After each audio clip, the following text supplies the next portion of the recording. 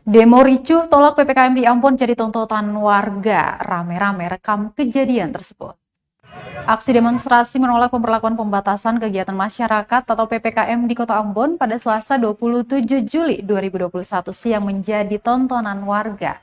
Tidak sedikit warga yang kebetulan melintasi pun mengabadikan kejadian tersebut menggunakan kamera ponsel.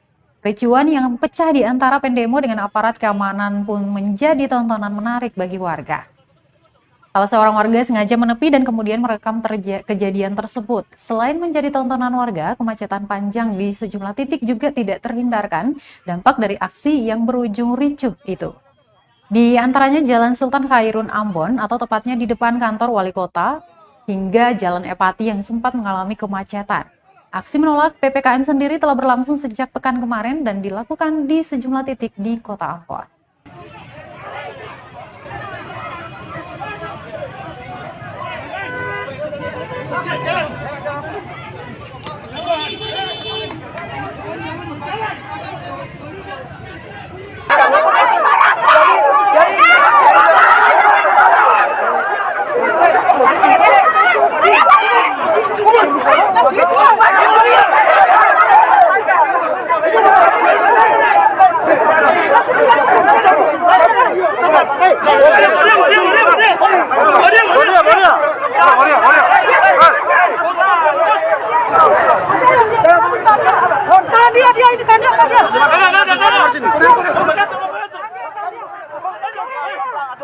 Terima kasih sudah nonton.